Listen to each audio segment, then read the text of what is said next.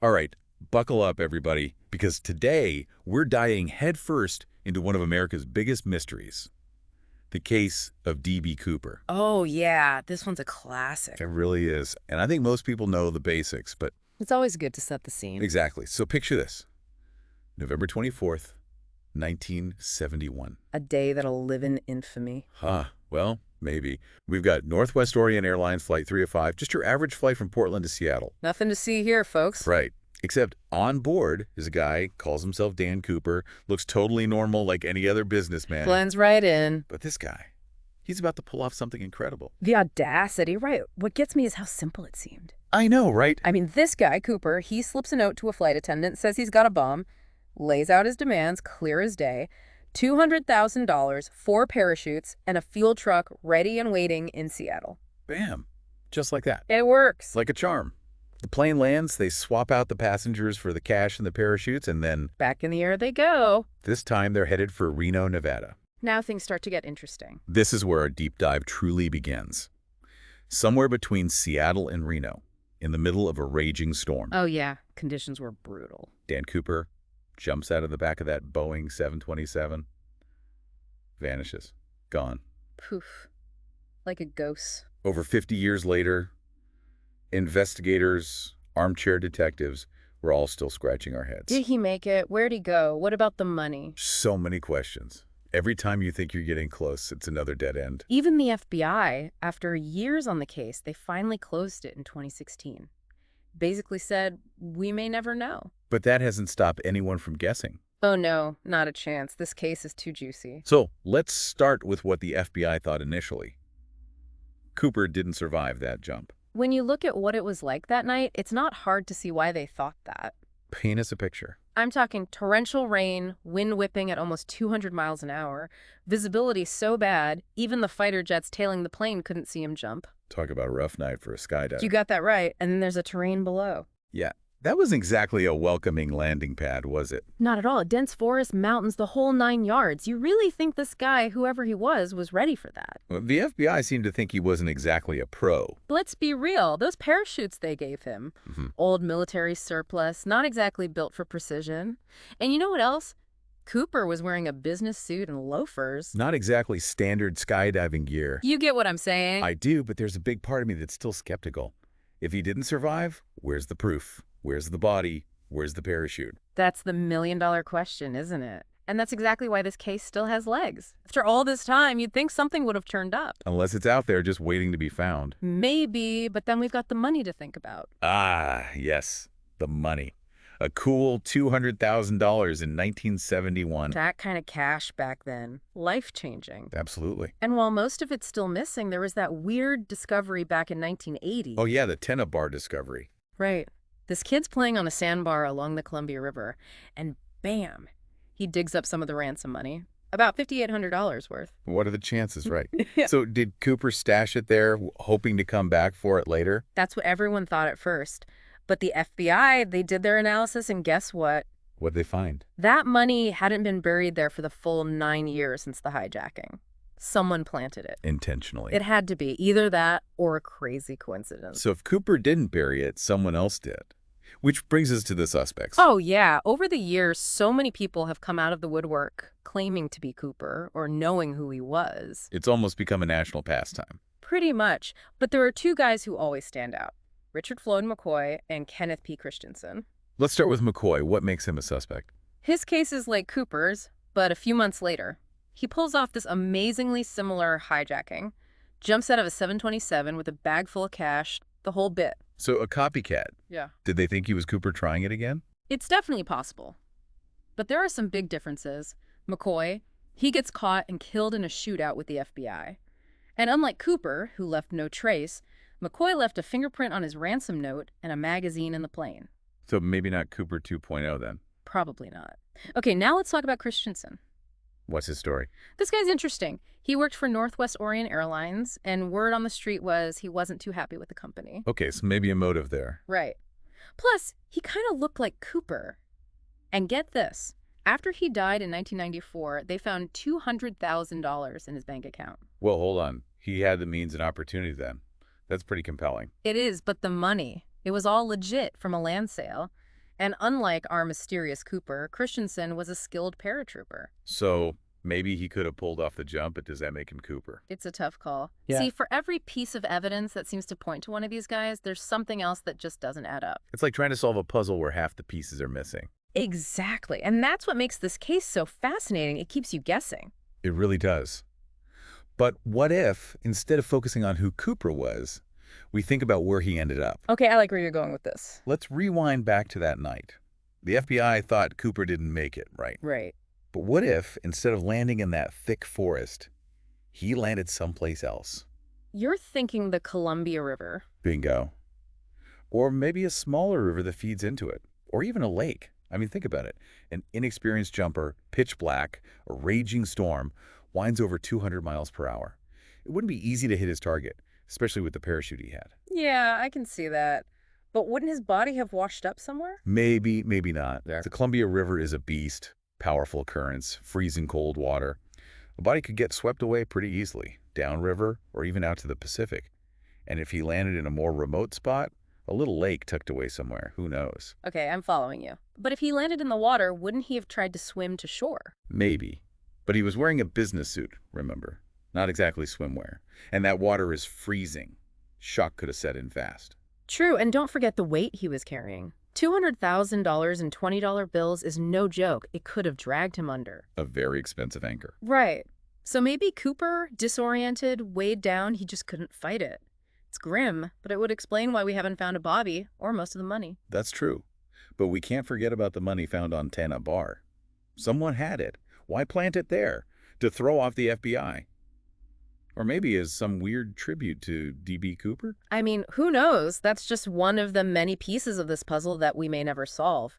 The D.B. Cooper case is a whole tangled web of possibilities, each one more fascinating than the last. We've gone over the official theory, talked about some of the most likely suspects, even considered the possibility that Cooper landed in the water. But what does it all really mean? What really happened to D.B. Cooper? That, my friend, is the ultimate question. And the answer, we may never know for sure. But one thing's certain, the mystery of D.B. Cooper will keep us guessing for years to come. And that's where we'll leave it for now. But don't go anywhere. We'll be right back to explore the legacy of D.B. Cooper. How this one man and his crazy heist captured the imagination of a nation. Man, thinking about Cooper jumping into that river with all that cash, that's got to be one of the riskiest moves ever. No kidding. It makes you wonder what kind of person even attempts something like that. Right. What was he thinking as he jumped into that storm? Calculated risk taker, or was there some desperation there, It's a good question. We've talked about how hard it would have been to pull off, but what about Cooper's mindset? What does the hijacking itself tell us about him? Yeah, like, can we get inside his head a bit? Maybe. If we look at his actions, there are a few things that really stand out. First off, how carefully she planned everything. He picked that specific flight, a Boeing 727. The one with the rear air stare, right? Exactly. That was key to his whole escape plan. And throughout the hijacking, he's totally calm, collected, never yells, doesn't freak out, even chats with the crew. Yeah, wasn't there something about him ordering a drink? He did. And he paid for it. It's this weird detail that's always fascinated investigators. Was he just being polite? Or was it a way to get the crew and passengers on his side? Who knows? It's like he wanted to be the gentleman thief, a real pro. It makes you wonder, did he always plan to survive? Or was the jump a last resort? Another good question. Was he aiming to land safely and just disappear? Or was he going into the unknown, ready for whatever happened? It's like a choose-your-own-adventure story gone wrong. But don't forget, Cooper asked for specific parachutes. So he knew what he needed. Right, that suggests he had at least some idea about skydiving. Okay, so maybe not a complete newbie. But even with some experience, jumping at night, in a storm, over rough terrain, that's a lot for anyone to handle. No doubt about it. Which brings us back to the question of whether he had help. Like, did someone on the ground know his plan? A getaway car waiting? Or a boat. If he wanted to land in the water, maybe there was someone out there to pick him up. Explains how he could vanish so completely. But then who is this accomplice? And why haven't they ever said anything? Were they loyal to Cooper? Or scared of getting caught? More mysteries. It's like we're putting together this giant puzzle, but with half the pieces missing. And we may never find those missing pieces. But that doesn't mean we can't learn from this case. It shows that even with all our fancy technology and cameras everywhere, some mysteries just stay unsolved. It's a good reminder that real-life crime isn't always clear-cut. There's psychology, motives, even luck involved. Exactly. And in Cooper's case, it's like all those things came together to create this perfect storm of mystery. So we were talking about Richard McCoy earlier. His case is especially interesting because it's so similar to Cooper's. It's almost too similar to be a coincidence, right? Right. Same kind of plane, same escape plan, even asking for parachutes and ransom. Makes you think, were they connected? Or was McCoy just copying Cooper? It's a real head scratcher. But with McCoy, we know a bit more about him than we do about Cooper. McCoy was a former Green Beret, fought in Vietnam, and he was a skilled skydiver. He was also in a lot of debt, having some personal issues. So maybe his reasons were simpler? More about money troubles than some grand plan? That's a possible explanation. But here's the thing. Despite all his training and skills, McCoy made some big mistakes. He left a fingerprint on his ransom note, and his landing spot was too close to people. Ah. So not as careful as Cooper then. Does that mean they weren't working together? Good point. They might have used similar methods, but their execution and how much they paid attention to detail, totally different, makes you think. Did McCoy learn from Cooper's mistakes? Or was he just a copycat who got a little too confident? Maybe a bit of both. He saw how Cooper did it, but thought he could do it better. Proves that even the best laid plans can fall apart when you make mistakes. Totally. And it's a reminder that even though we're drawn to the mystery, we shouldn't forget that Cooper was a criminal. He put people in danger. Yeah, that's important to remember.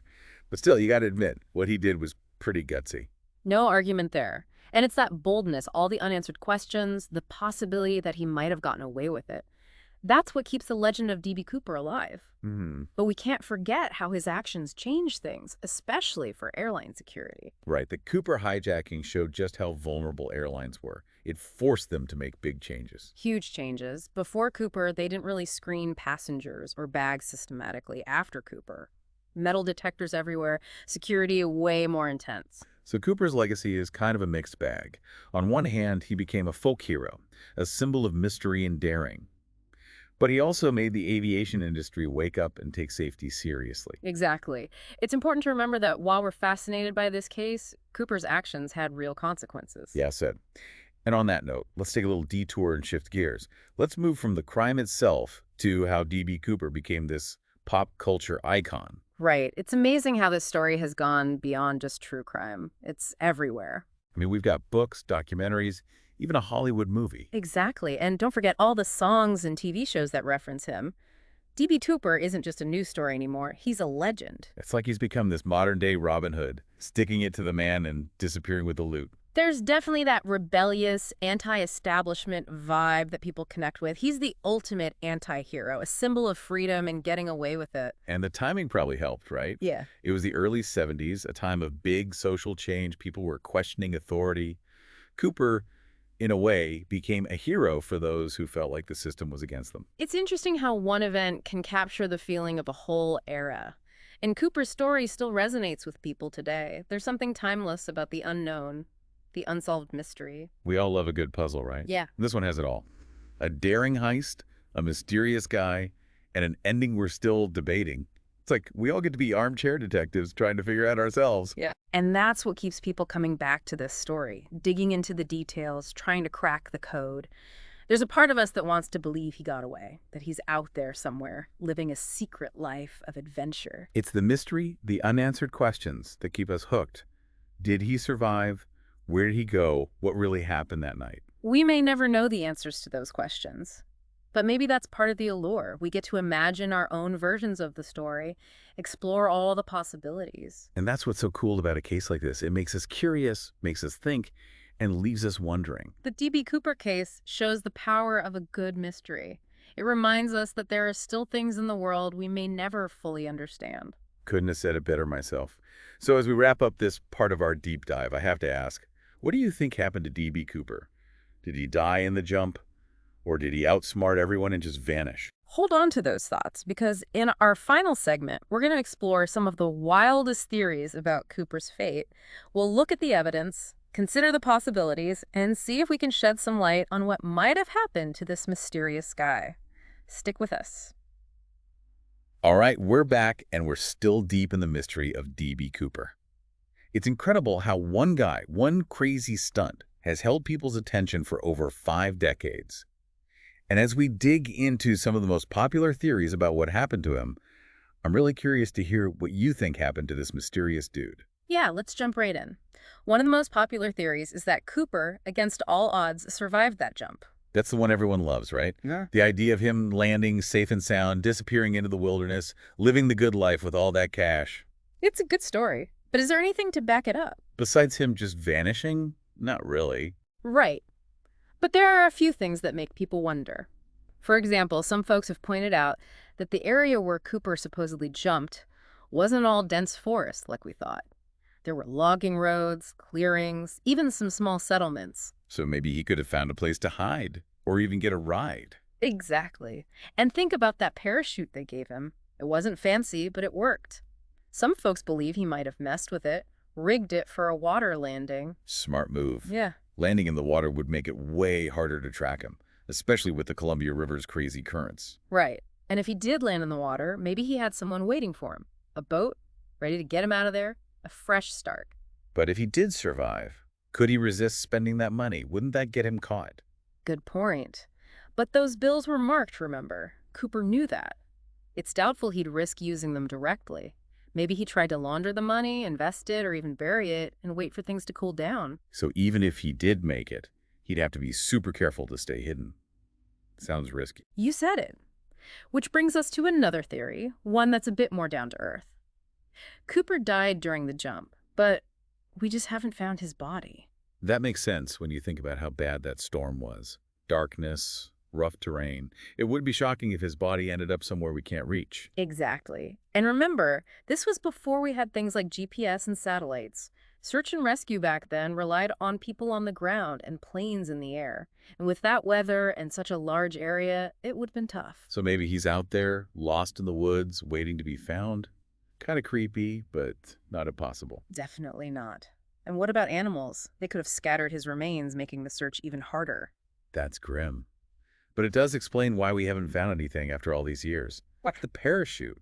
You'd think that would have shown up somewhere, right? Maybe it got stuck high up in the trees, hidden from view. Or maybe it landed in the river and got swept away. So even if Cooper didn't make it, nature could have easily hidden what happened.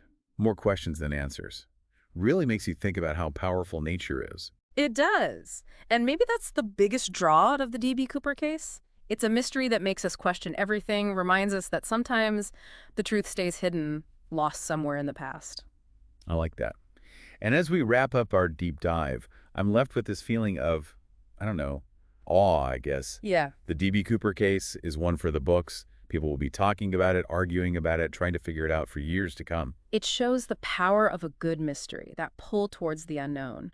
We may never know for sure what happened to D.B. Cooper, but the search for answers, trying to find the truth, it's a journey worth taking. Well said.